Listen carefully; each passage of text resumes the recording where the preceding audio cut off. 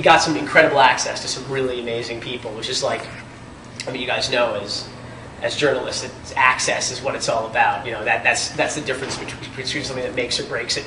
And we prided ourselves on not just interviewing, you know, lawyers and cops and kind of the standard things that you get from TV docs, but trying to find a way to transcend that and make something that's feature worthy by saying, okay, we got some access to some really incredible characters and people that make it a little bit better than, or a little bit larger than life than your average TV piece. And so, and I called Alfred and said, what do you think? He said, it seems like the time is right. Let's do it. Let's do a doc about it.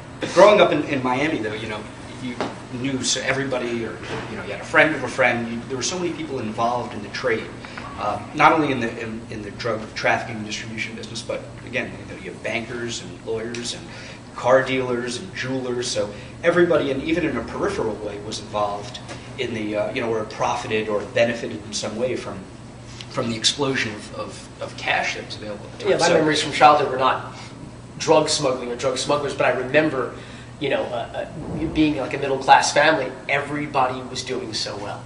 There was just everybody, you know, the friends of the families who were jewelers or car dealers or real estate brokers. I just remember that everyone was so comfortable in that time. Okay, it was a great, and you know, we didn't know where that was coming from. That success. It was definitely a boom town though in the '80s. Miami was, you know, it was like the gold rush.